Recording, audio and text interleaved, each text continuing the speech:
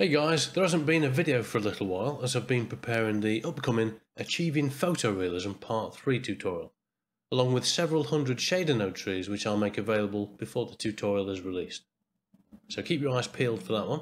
So today's video is going to be a very fast one. It's just, I saw on social media earlier, somebody was asking how you can attach a shape like this to a shape like this without getting all of this horrible shading artifacts. And I'm actually going to show you a number of ways you can do it, so let's dive in.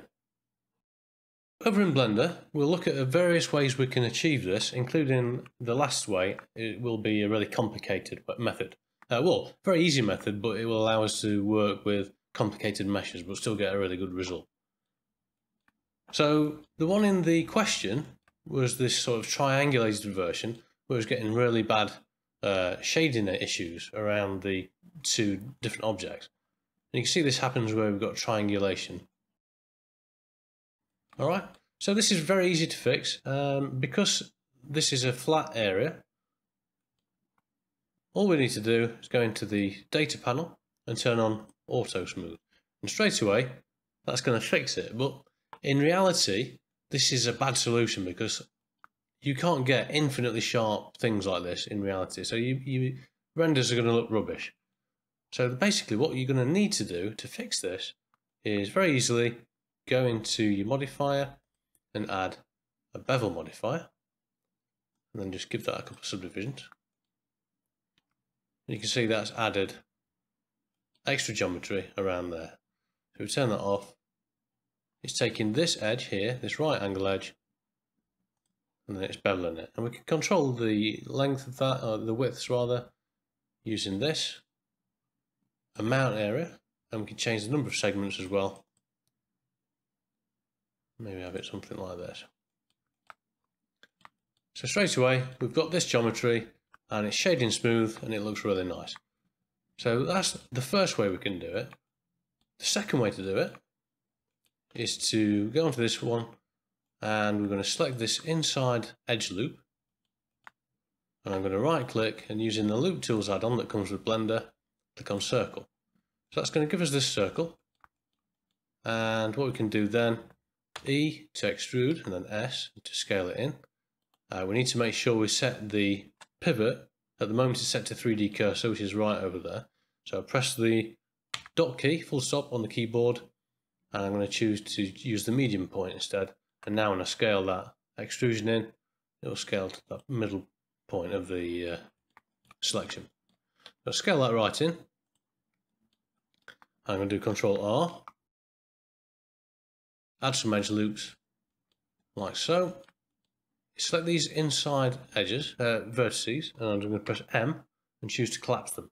So now we're left with a single vertex. And the reason we've done it in that order is so that we can create those extra edge loops. If we'd have done it here, we can't create edge loops because they're not quads. Alright. With that done, go up here, we can turn on proportional editing and change it to sphere. And then we can grab this one, middle vertex, move it up, and then we can use the mouse wheel to limit it to a certain distance. Now if you're not using, if your shape's not a sphere, say for example, I don't know, figure of 8, the fall off is always going to be spherical. Now that means, in fact let me just show it just to make it more clear. I'm going to show you what's going to happen if we've got a non-spherical shape. So we've got this non-spherical shape. If I try and do the same thing here, if I bring this up, you'll see we're going to start getting this weird effect because it's only doing the fall off in a spherical fashion. Ideally there would be in here a method to choose the border. So you choose the border as the fall off shape. That would be great, but we can't do that. So what we need to do instead is select this, Control plus, all the way out until we get to the point we want. And I'm going to do, I probably want to bring it in 1. So Control minus, again Shift H, hide everything else. And the reason I've done that is because I don't want to affect that final loop. What we can do now, we can GZ, move it up, We can actually go beyond the border without affecting the rest of the geometry. If I press Alt-H now, you can see I've only affected this part and not that area down there. And now if I bring that up, and I can move that down, turn off proportional editing, and bring it in, something like this. Select all the way around, and we can actually bevel this now, and we'll get a nice result. Let's go into the F9 menu, which is the redo menu, and let's turn off harden normals. Right click, shade smooth should be turned on, and if you get any problems like this here, what we can try is a weighted normal modifier.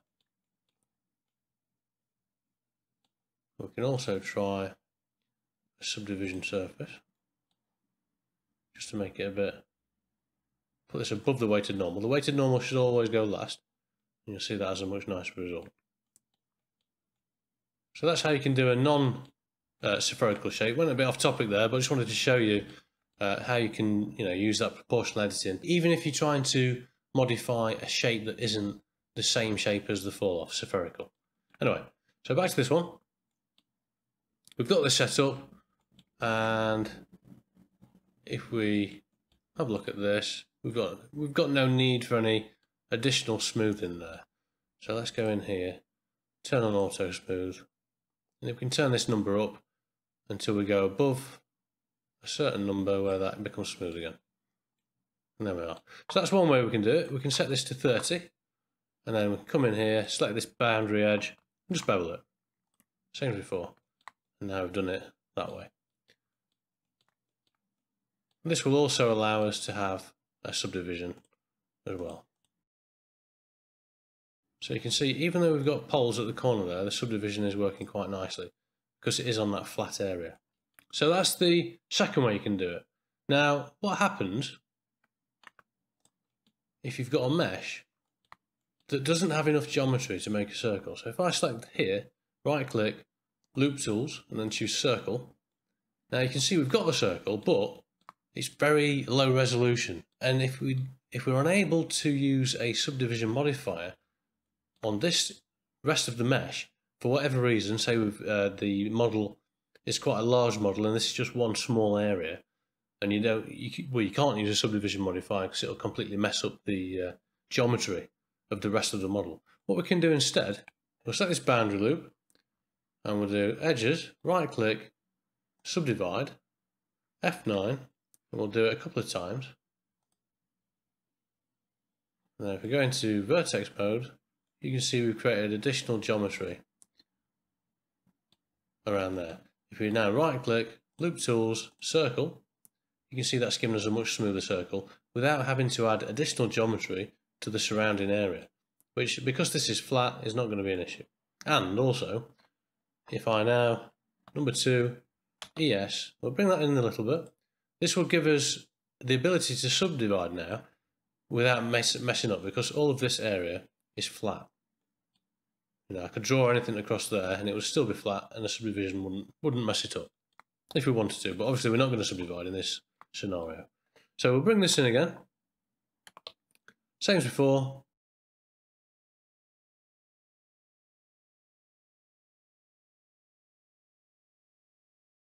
There we are. Now the last one, this is the more interesting version. So we'll go into edit mode. I'll set that inside loop and do ES. We're just going to give ourselves a surrounding area of quads so that we don't get any horrible shading if the pole there is where the angle is. EZ, S set 0 to make it flat on top. Then right click, and I'm going to choose loop tools, circle. So now we've got that shape there. I'm going to bring this down a bit until it's higher than the highest point of the surrounding mesh, so that should be fine. And with that done, I'm going to select this one, this loop here, right click and choose set flow. So set flow will move the edge in a way on each face so that it's in the smoothest position possible between the two surrounding loops. And that's using the tool called Edge Flow by Benjamin Sauder. It was free, so just Google that and install it into your add-ons. So we've got that nice transition now. We can click on this and just make doubly sure that that is flat. And same as before, ES, bring it all the way in. And then we do Control R. We'll add some more edge loops. Maybe somewhere about that, because we're going to subdivide this one, so we don't need too many. And then we'll select the inside area here. M, collapse. There we are. Yep. And go back into proportional editing mode. Make sure we're in circle, sphere fall off. GZ, and we'll bring that up. Making sure we don't disturb that surrounding geometry. And there we go. So we've got that nice transition there. And if we come back out, we can add a subdivision modifier. You can see that's looking really nice. Let's just test it by going to matcap and looking at the result. So we've got really nice normals. We're not going to get any problems with reflections or shading. We can see that's the same on these as well. So if we had problems around here where these lines weren't straight, that would indicate that your reflections are going to look a bit funny between the transition. And as you can see, the methods we've used here provide a really nice result.